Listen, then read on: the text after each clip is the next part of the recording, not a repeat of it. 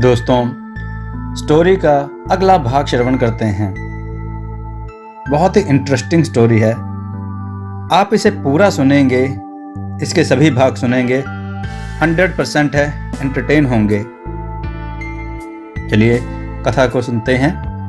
जैसे ही रानी तोतैया के राजमहल वापस लौटने की सूचना उनके षड्यंत्रकारियों को पता चलता है, तो वे लोग रानी तोतैया को जान से मार डालने के लिए एक षड्यंत्र रचने लगते हैं।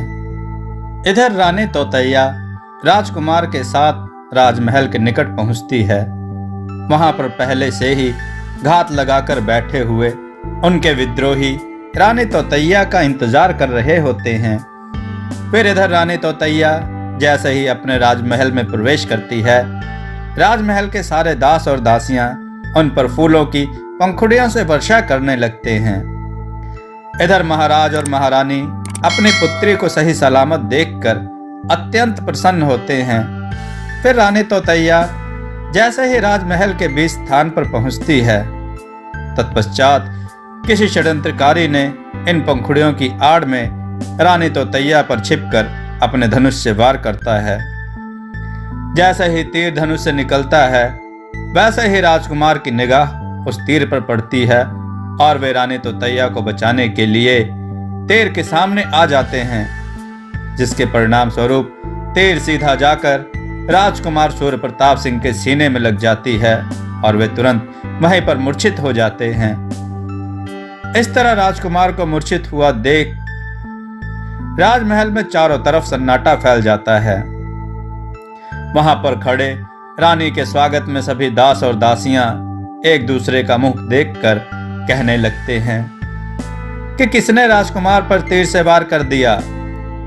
इधर रानी तोतैया राजकुमार सूर्य प्रताप सिंह को अपने आलिंगन में लेते हुए वहीं जमीन पर बैठकर विलाप करने लगती है और चीख चीख कर माँ पिताजी, पिताश्री, देखिए यह क्या हो गया कहकर खूब रोने लगती है।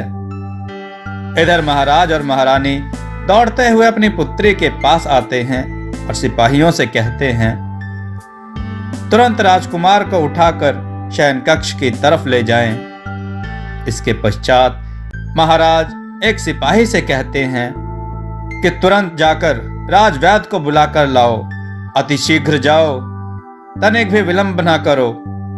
फिर सिपाही राजवैद्य के घर जाकर बाहर से आवाज लगाता है, राजवैद्य जी, राजवैद्य जी, राजवैद्य जी। राजवैद्य अपने घर से बाहर आकर सिपाही से कहते हैं कि क्या हुआ सिपाही, सब खैरियत तो है?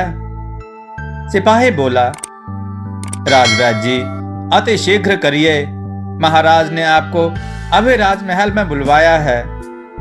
राजकुमार सूर्य प्रताप सिंह को किसी ने तीर से घायल कर दिया है, वे अब मूर्छित अवस्था में हैं।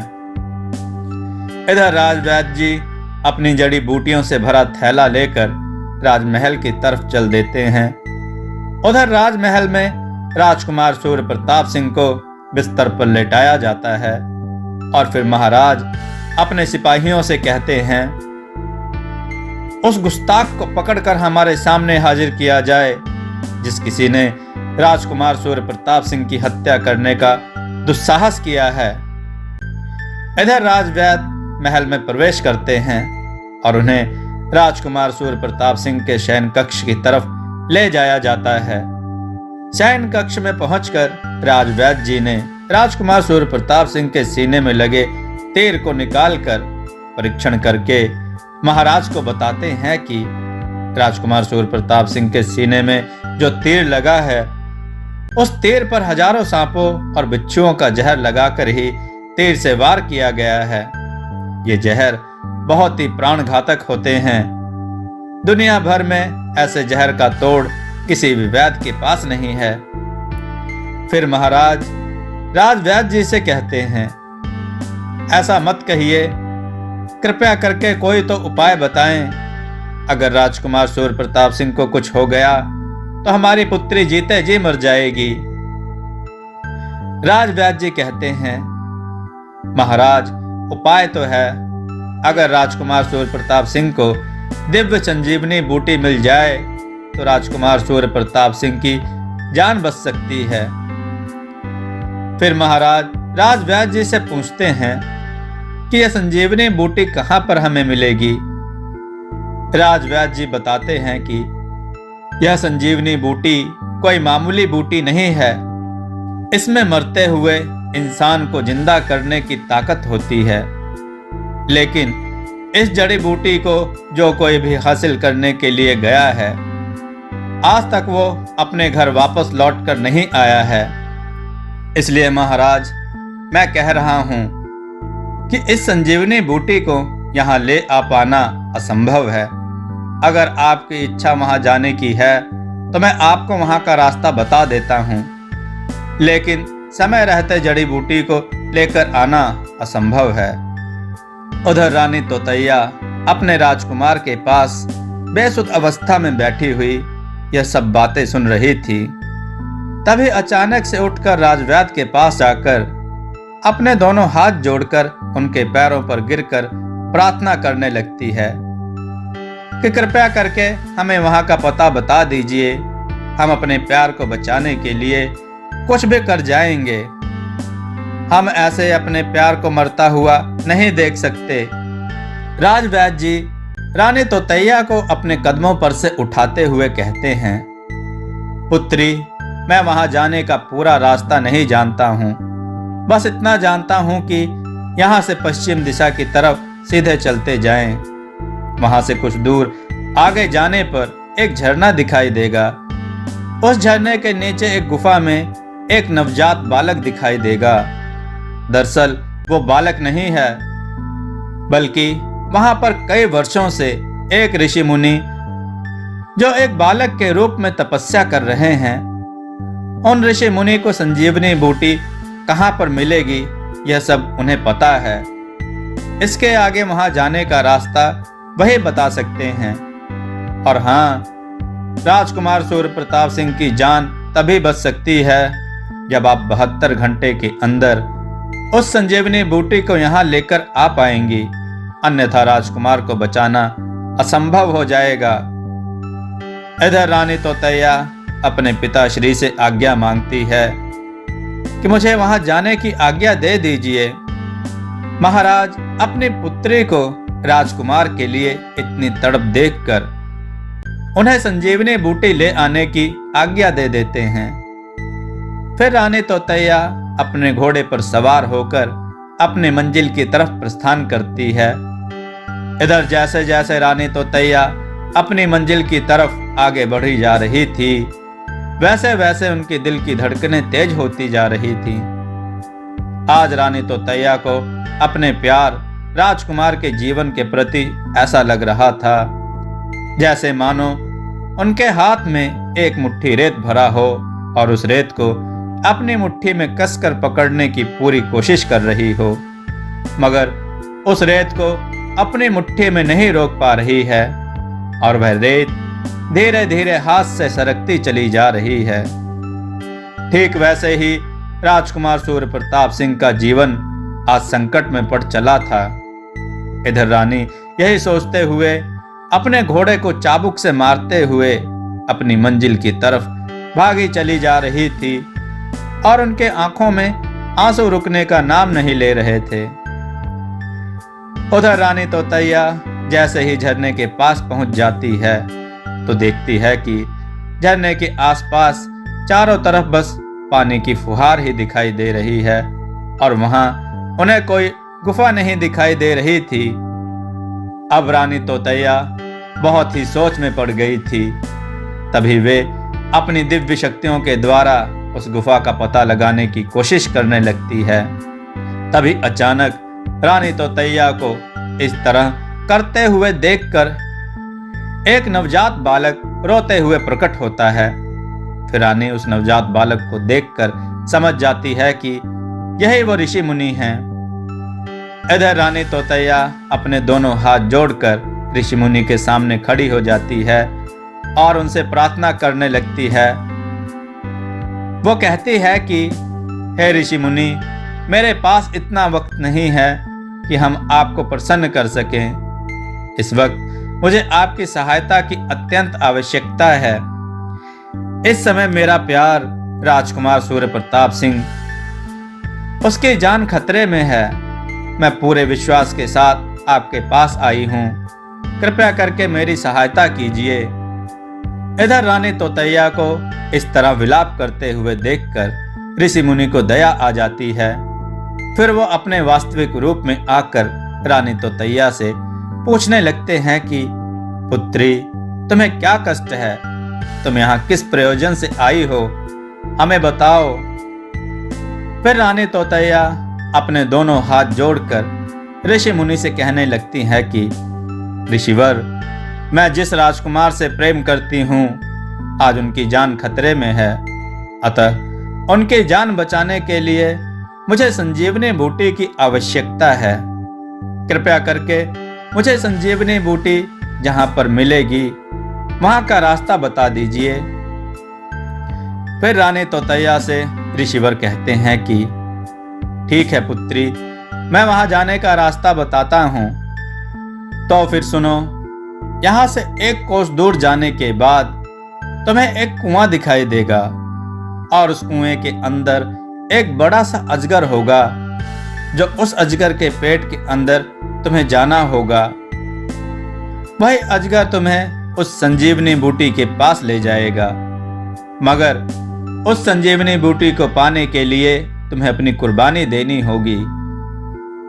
इधर रानी तोतैया ऋषिवर को प्रणाम कर अपनी मंजिल की तरफ चल देती है।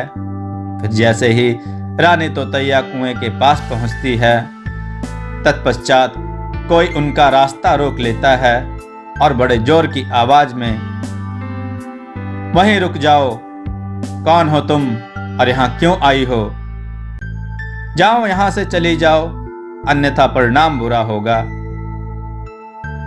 मैं रानी तोतैया हूं और मैं धनकपुर राज्य से आई हूं। मैं यहाँ संजीवनी बूटी लेने आई हूं। कृपया करके मेरा रास्ता ना रोकें, मुझे इस कुएं के अंदर जाने दें। अगर तुम्हें इस कुएं के अंदर जाना है तो तुम्हें अपनी कुर्बानी देनी होगी। रानी तोतैया थोड़ा सोचते हुए, ठीक है, मैं अपनी कुर्बानी देने के लिए तैयार हूं, मगर मुझे आपसे एक विनती है। मेरे बाद आप इस संजीवनी को मेरे राज्य धनकपुर में पहुंचा देंगे। रानी तोतैया ने इतना कहकर तुरंत अपनी तलवार निकालकर अपना गला काट लेती है। इधर जैसे ही रानी ने अपना गला काटा, उधर वैसे ही तुरंत रानी का गला अपने आप फिर से उनके धड़ से जुड़ गया। रानी यह सब देखकर अचंभित हो जाती है। उनके समझ में नहीं आ रहा था कि यह सब कैसे हो गया। रानी यह सब सोच ही रही थी कि तभी रानी को फिर से वही आवाज सुनाई देती है, रानी तोतैया, अब आप इस कुएं के अंदर प्रवेश कर सकती हैं। फिर रानी तोतैया उस कुएं के अंदर जैसे ही प्रवेश करती है, वहां उन्हें एक बड़ा सा अजगर दिखाई देता है जो उन्हीं की तरफ चला आ रहा था, जिसे रानी तोतैया देखकर एक बार सहम जाती हैं। फिर रानी तोतैया बड़ी हिम्मत करके अजगर के सामने आती हैं और अजगर उन्हें बिना एक पल गंवाए निगल लेता है। अजगर के पेट में पहुंचकर वे अपनी आंखें खोलती हैं, तब वे वहां देखती हैं कि संजीवनी बूटी का पेड़ अजगर के पेट के अंदर है और वहां उस पेड़ के आसपास कुछ परियां हैं जो उस पेड़ की देखभाल कर रही हैं। फिर इधर उनमें से एक परी संजीवनी बूटी को अपने हाथ में लेकर रानी तोतैया के पास आती है और वह कहती है कि यह लो पुत्री संजीवनी बूटी, इसे ले जाकर इसका रस निकाल कर तुम अपने राजकुमार को पिला देना। फिर रानी तोतैया परी से संजीवनी जड़ी बूटी लेकर कुएं से बाहर आती है और वे अपने घोड़े पर सवार होकर महल की तरफ प्रस्थान करती है। इधर महाराज अपनी पुत्री का बेसब्री से इंतजार करते रहते हैं। वे अपने गुप्तचर को रानी तोतैया का पता लगाने के लिए भेजते हैं। जैसे ही गुप्तचर महल के बाहर जाता है, वैसे ही उन्हें रानी तोतैया घोड़े पर सवार होकर आती हुई दिखाई देती है। फिर गुप्तचर महाराज के पास भागकर यह सूचना देता है। महाराज, रानी तोतैया राजमहल में प्रवेश कर रही हैं। इधर रानी जैसे ही राजमहल में प्रवेश करती है, वे तुरंत संजीवनी बूटी राजवैद्य को दे देती है और राजवैद्य जी उस जड़ी बूटी का रस निकालकर राजकुमार सूर्य प्रताप सिंह को पिला देते हैं। फिर तभी इधर अदृश्य परछाई असुरराज से भागकर रानी तोतैया को यह सूचना देती है कि असुरराज अपनी पूरी सेना के साथ हमारे राजमहल पर आक्रमण करने आ रहे हैं। फिर रानी तोतैया ने अदृश्य परछाई से पूछा कि पहले यह बताओ कि तुम वहां से कैसे निकलकर आए हो। अदृश्य परछाई ने वहां का सारा वृतांत बताते हुए कहता है, रानी तोतैया, जब आप राजकुमार को लेकर जंगल से बाहर निकल आई, उसके बाद वे लोग मुझे रानी तोतैया समझकर अपने असुर राज्य ले गए। फिर असुर राज ने अपने सैनिकों को आज्ञा देकर कहा, इस रानी को ले जाकर कैद खाने में बंद कर दो और उस पर कड़ी नजर रखो, कहीं इस बार भी वह रानी यहां से भाग ना जाए। उसके बाद जब असुर सेना कुछ समय के पश्चात विश्राम करने लगी, तो उस समय सही मौका पाकर मैं अदृश्य होकर जैसे ही वहां से भागने की कोशिश करने लगा, तभी वहां विश्राम कर रहे असुर सैनिक उठ गए और वे मुझे कैद खाने में ना पाकर तुरंत असुर राज को यह सूचना दी गई कि कैद खाने से रानी तोतैया फिर भाग गई है। उधर असुर राज को विश्वास नहीं हो रहा था कि इतनी कड़ी निगरानी के बावजूद भी रानी तोतैया कैसे उनके कैद खाने से भाग गई। फिर असुर राज अपनी दिव्य दृष्टि से कैद खाने का परीक्षण करने लगते हैं, तो उन्हें अब पता चलता है कि रानी तोतैया के रूप में उनका एक सैनिक यहाँ पर कैद था, जो उन्हें मूर्ख बनाकर उनके राज्य से भाग निकला। फिर इधर असुरराज गुस्से में अपनी सारी सेना को एकत्रित कर राजमहल पर आक्रमण करने के लिए इधर ही चले आ रहे हैं। मैं बड़ी मुश्किल से छिपकर वहां से भागकर आया हूं। फिर रानी तोतैया ने अपने अदृश्य सैनिक से पूछा, असुर राज्य की कुल मिलाकर कितने सैनिक होंगे? अदृश्य सैनिक ने कहा, वह सब कुल 2000 घुड़सवार, 2000 पैदल सैनिक, 1000 हाथी पर सवार सैनिक, वे सब मिलाकर 5000 सैनिक हैं। इधर महाराज अपने मंत्री से पूछते हैं कि कुल मिलाकर हमारे पास कितने सैनिक हैं? मंत्री जी बताते हैं कि यही कोई लगभग 2500 सैनिक हमारे पास होंगे। फिर महाराज चिंतित अवस्था में कहते हैं कि इतनी बड़ी असुर सेना का सामना हम कैसे करेंगे? महाराज को इस तरह चिंतित अवस्था में रानी तोतैया देखकर बोली, पिताश्री, जब हम वहां असुर राज्य में गए थे तो हम उन लोगों से काफी हद तक घुल मिल गए थे। तभी हमें असुर राज्य का एक रहस्य पता चला था कि असुर सेना कभी भी दिन के उजाले में युद्ध नहीं करते हैं, क्योंकि उन्हें भगवान शिव द्वारा श्राप मिला था कि अगर वे दिन के उजाले के संपर्क में आएंगे तो वे उसी समय नष्ट हो जाएंगे। इसलिए हमारे पास उनकी कमजोरी का फायदा उठाते हुए हमें एक उपाय सूझा है। महाराज ने अपने पुत्री से पूछा कि वह कौन सा उपाय है? रानी तोतैया ने कहा, जैसा आप लोग सभी जानते हैं कि हमारे पास दिव्य शक्तियां हैं। मैं अपने दिव्य शक्तियों से एक तीर को 5 मुखी तीर बना दूंगी, ताकि जब भी हमारे सैनिक धनुष से एक बार में 5 मुखी वाला तीर छोड़ेंगे तो वहां पर एक बार में 5 असुर मारे जाएंगे और इन 5 मुखी तीरों की नोक पर हम आग लगा देंगे, जिससे असुर राज को 2500 सैनिकों की जगह 12500 सैनिक दिखाई देंगे जिससे असुरराज का युद्ध करने का मनोबल गिर जाएगा। इधर रानी तोतैया युद्ध की तैयारी कर रही थी कि तभी एक सैनिक उनके पास आकर यह सूचना देता है कि रानी तोतैया, राजकुमार सूर्य प्रताप सिंह को होश आ गया है। यह सूचना पाकर रानी तोतैया राजकुमार के शयन कक्ष की तरफ दौड़ी जाती है और वह राजकुमार के पास जाकर उनका हाथ पकड़कर उनके पास बैठ जाती है। फिर राजकुमार सूर्य प्रताप सिंह अपना हाथ छुड़ाते हुए रानी तोतैया से पूछते हैं, आप कौन हैं राजकुमारी, और आप क्यों मेरे लिए इतना कष्ट उठा रही हैं? आखिर मैं आपको जानता भी तो नहीं हूं और ना ही आप मुझे जानती हैं। राजकुमार के द्वारा कहे गए ऐसे शब्दों को सुनकर रानी तोतैया को बड़ा आश्चर्य होता है। वह सोचने लगती हैं कि क्या राजकुमार सूर्य प्रताप सिंह को अभी तक कुछ भी याद नहीं आया। फिर रानी तोतैया राजकुमार का दोनों हाथ अपने हाथ में पकड़कर अपने दिव्य शक्तियों के द्वारा उन्हें अपने पूर्व जन्म की सारी घटना को याद दिलाने का प्रयास करती हैं। इधर जैसे जैसे वे अपनी कहानी बताती जाती हैं, वैसे वैसे ही राजकुमार को अपने पूर्व जन्म की सारी घटना याद आने लगती है। फिर जैसे ही राजकुमार रानी तोतैया से कुछ कहने जाते हैं, वैसे ही सैनिक आकर रानी तोतैया को यह सूचित करते हैं कि रानी, असुरराज यहाँ अपने सारे सैनिकों के साथ पहुंच गए हैं और वे किसी भी समय युद्ध का ऐलान कर सकते हैं।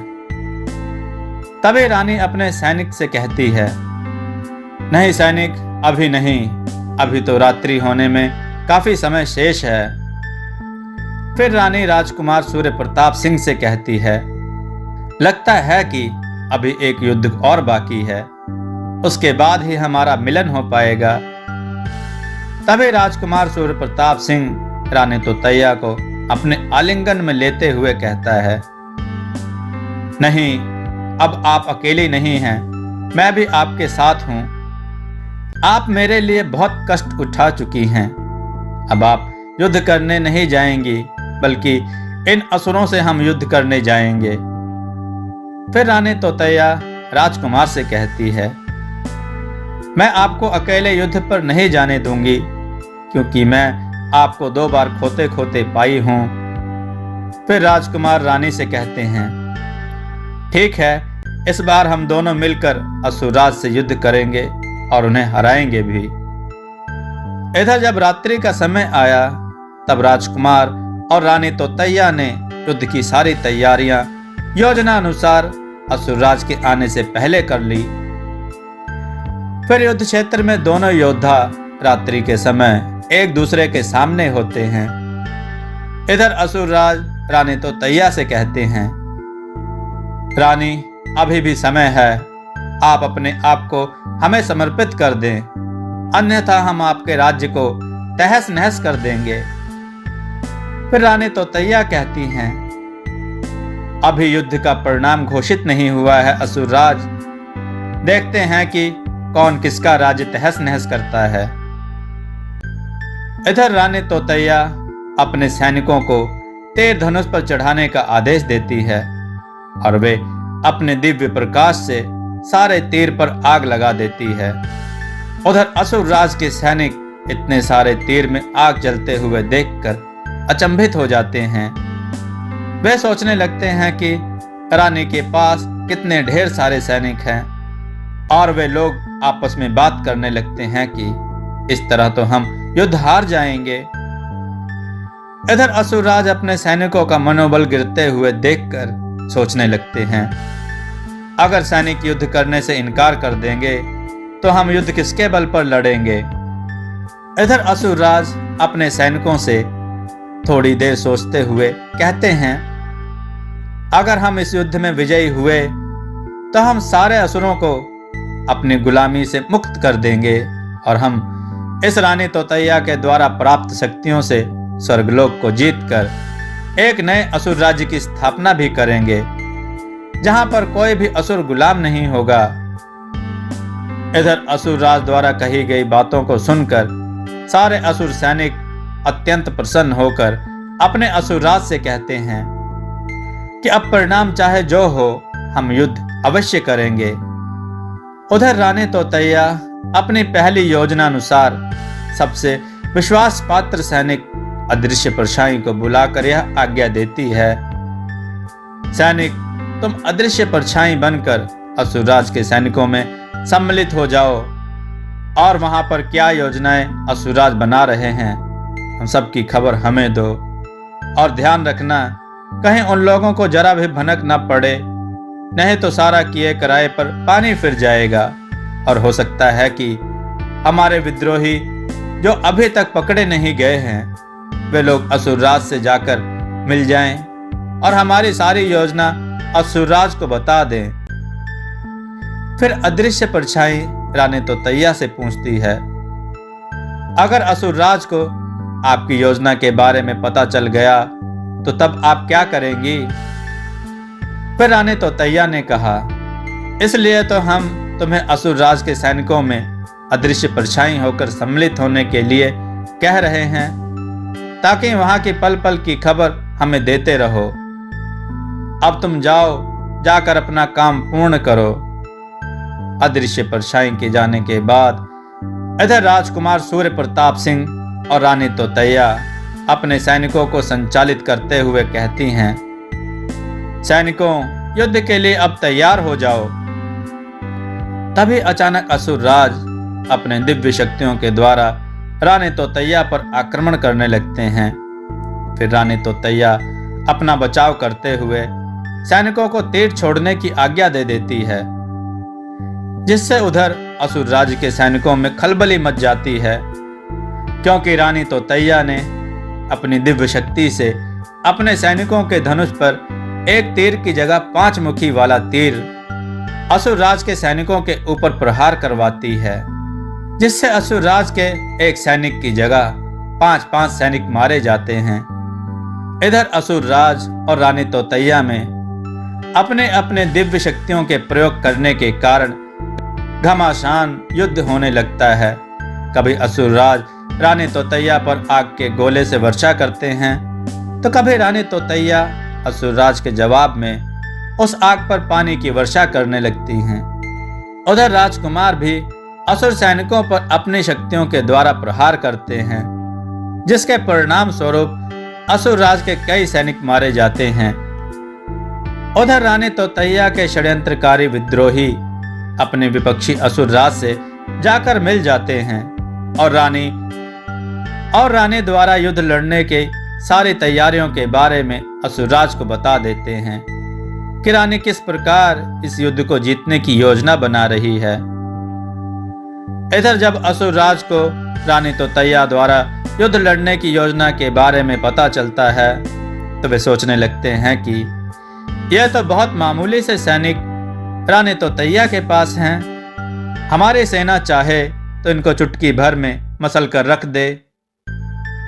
उधर युद्ध स्थल में रानी तोतैया का गुप्तचर सैनिक अदृश्य परछाई रानी तोतैया को आकर यह सूचना देता है कि आपके विद्रोही शत्रु असुरों के राजा से जाकर मिल गए हैं, अन्यथा वे लोग आपके द्वारा तैयार की गई युद्ध की सारी रणनीति असुरों के राजा को बता दिए हैं और आपके विद्रोही शत्रु और कोई नहीं बल्कि आपके राज्य के मंत्री ही हैं।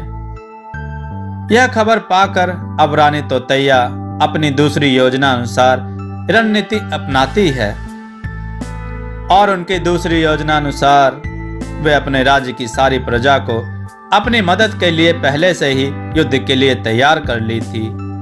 फिर वे अपने सैनिकों को भेजकर सारी प्रजा को युद्ध स्थल में युद्ध करने के लिए बुलाती है।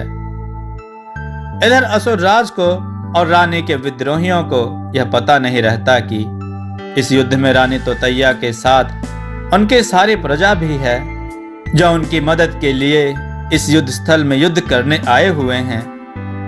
फिर युद्ध स्थल में असुरराज अपने पैदल सैनिकों और हाथियों पर सवार योद्धाओं को युद्ध करने के लिए भेजते हैं। उधर रानी की प्रजा और असुरराज के सैनिकों में भीषण युद्ध होने लगता है। इधर दोनों पक्ष एक दूसरे पर भारी पड़ रहे थे, अन्यथा युद्ध में असुरराज के आधे से ज्यादा सैनिक मारे जाते हैं। उधर असुरराज अपने सैनिकों को इस तरह हारते हुए देखकर अचंभित हो रहे थे।